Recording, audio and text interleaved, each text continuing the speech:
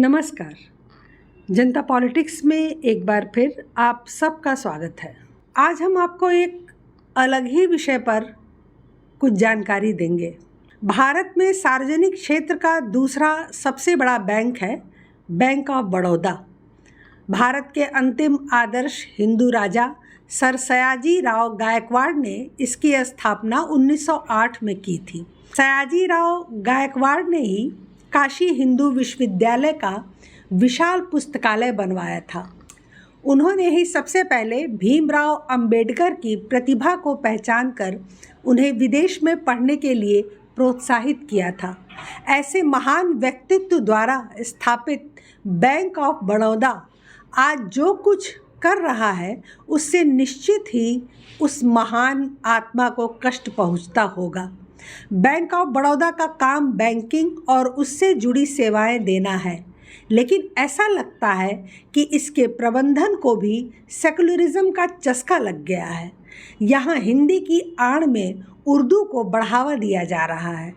विगत दिवस bank of Baroda ने राष्ट्रभाषा पुरस्कार के नाम से एक सम्मान कार्यक्रम आयोजित किया।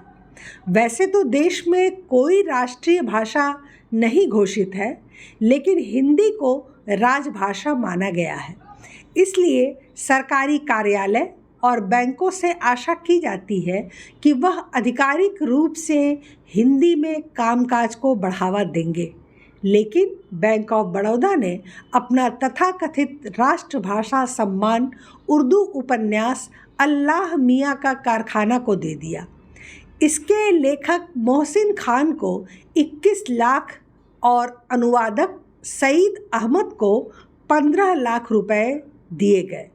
उपविजेता के रूप में 5 पुस्तकें चुनी गईं, जिनमें 2 उर्दू की हैं। इस प्रकार कुल 6 में से 3 पुरस्कार उर्दू को दिया गया। एक पुरस्कार उड़िया, बांग्ला और मराठी पुस्तक को भी दिया गया। वो संभवतः इसलिए कि सारे पुरस्कार उर्दू को देने का आरोप न लगे। बैंक ऑफ बड़ौदा प्रबंधन ने पुरस्कार के लिए जिन 5 लेखकों को जूरी बनाया, इन सभी की पहचान वामपंथ समर्थकों के रूप में होती है। दिल्ली में हुए पुरस्कार समारोह में सूफी संगीत का कार्यक्रम भी कराया गया। इस विषय पर जब आवाज़ उठी तो बैंक ऑफ बड़ौदा की ओर से ट्विटर पर एक सफाई दी गई कि बैंक ऑफ बड़ौदा राष्ट्रभाषा सम्मान संविधान की 8वीं अनुसूची में शामिल भाषाओं के उपन्यासों के हिंदी अनुवाद के लिए प्रदान किया जाता है। इसकी घोषणा 20 जनवरी 2023 को जयपुर लिटरेचर फेस्टिवल में की गई। ये और भी ध्यान देने वाली बात है। सम्मान के लिए पात्रता हेतु आवश्यक है कि पुस्तक का हिंदी अनुवाद मौजूद होना चाहिए, लेकिन जिन पुस्तकों का किसी ने नाम भी नहीं सुना, उन पुस्तकों का हिंदी अनुवाद कैसे लोकप्रिय हो जाएगा? मूल लेखन की जगह अनुवाद को प्रोत्साहित करने का क्या मतलब है? यदि आपको भाषा पुरस्कार देना था तो उस भाषा में लिखे हुए लेखन को देना चाहिए था, पुस्तकों को देना चाहिए था। भाषा के आधार पर भी देखें तो बोलने वालों की संख्या के आधार पर उर्दू 7वें स्थान पर देश में आती है। बाकी 6 लोकप्रिय भाषाओं के लेखकों को पुरस्कार क्यों नहीं मिला? इनकी पुस्तकों का चयन क्यों नहीं हो सका? सारी भाषाओं को छोड़कर उर्दू पर इतनी मेहरबानी क्यों? मोहसिन खान, सिद्दीकी आलम और खालिद जावेद की मूल रचनाओं के साथ इनके अनुवादक अर्जुमंद आरा, रिजवानुल हक और जमान तारिक को पैनल में बैठाकर पुरस्कृत करने की बात सहज नहीं हो सकती, क्योंकि इन सब के नाम कभी पहले सुने या पढ़े नहीं गए। तो कहाँ से ऐसे लेखक ढूंढ लाया बैंक ऑफ बड़ौदा? पुरस्कार के नाम पर 21 लाख और 15 लाख जैसी बड़ी राशि किस कोष से दी गई? राजभाषा के नाम पर भारत सरकार जो भी पुरस्कार देती है उसमें भी अधिकतम राशि 2 लाख रुपए है। फिर इस बैंक ने 10 गुनी ज़्यादा राशि क्यों बांटी? एक प्रश्न यह भी उठता है कि जयपुर लिटरेचर फेस्टिवल के वामपंथी प्रभुत्व वाले कार्यक्रम में पुरस्कार की घोषणा क्यों करता है यह बैंक? क्या बैंक के प्रबंधन का वामपंथी विचारधारा से कोई विशेष प्रेम है? बैंक ऑफ बड़ौदा की कुछ गतिविधियां पहले से भी संदिग्ध थी। भारत में उर्दू को बढ़ावा देने के नाम पर एक एनजीओ बनाया गया है, रेख्ता नाम से। यह उर्दू के संवर्धन और संरक्षण के लिए देश भर में अनेक कार्यक्रम आयोजित कराता रहता है। इसका प्रमुख प्रायोजक बैंक ऑफ बड़ौदा ही है। रेख्ता के एक प्रोग्राम गुफ्तगू को इस बैंक ने प्रायोजित करते हुए इसकी प्रशंसा में कसीदे भी पढ़े। सुनिए। बैंक ऑफ बड़ौदा देश का एक अग्रणी बैंक है। इसकी स्थापना सन 1908 में महाराजा सर सयाजीराव गायकवाड़ द्वारा की गई। हमारे संस्थापक सदैव से ही कला, साहित्य एवं संस्कृति के प्रेमी रहे हैं। आज हमें बहुत खुशी है रेख्ता के इस कार्यक्रम गुफ्तगू से जुड़कर।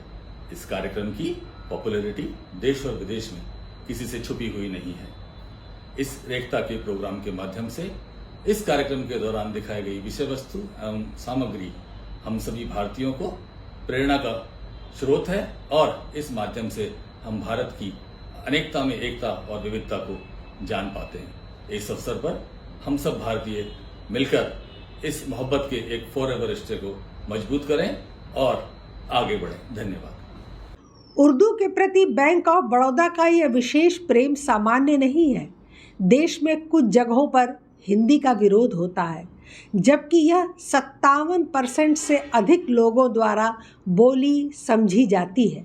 हर भारतीय भाषा को लगता है कि उन पर हिंदी थोपी जा रही है, जबकि वास्तव में उर्दू थोपी जा रही है। देश की राजधानी दिल्ली से लेकर तमाम रेलवे स्टेशनों के बोर्ड पर उर्दू में भी नाम लिखे जाते हैं, जबकि बंगला, मराठी, तेलुगु, तमिल, गुजराती बोलने वालों की संख्या उर्दू बोलने वालों से कहीं अधिक है। कन्नड़ बोलने वालों की संख्या भी लगभग उर्दू के बराबर है, लेकिन इसे केवल कर्नाटक तक समेटकर रख दिया गया है। कांग्रेस के समय में ढेरों राज्य सरकारों ने मुस्लिम तुष्टीकरण की नीति के अंतर्गत उर्दू को दूसरी राजभाषा का दर्जा दे रखा है। इसलिए जगह जगह जो बोर्ड लगाए जा रहे हैं वो बोर्ड उर्दू, अंग्रेजी और हिंदी के बाद उर्दू में लिखे जा रहे हैं।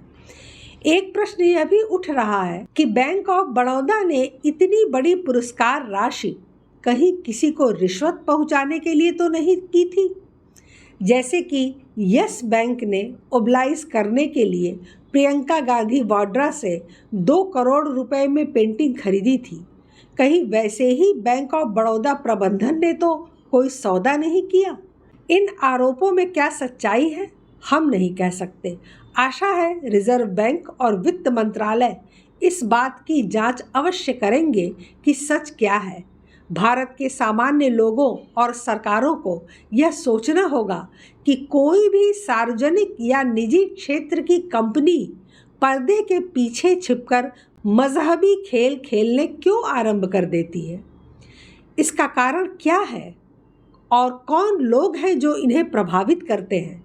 फिलहाल सरकारी क्षेत्र के किसी भी संस्थान से इस तरह के तुष्टीकरण की उम्मीद नहीं होनी चाहिए, क्योंकि इसके दूरगामी परिणाम सुखद नहीं होंगे। आज के लिए फ़िलहाल बस इतना ही। हमारे चैनल को सब्सक्राइब करें, लाइक करें और सभी प्लेटफॉर्म पर शेयर करें। अपने विचार हमें कमेंट बॉक्स में ज़रूर बताएं। तब तक के लिए धन्यवाद।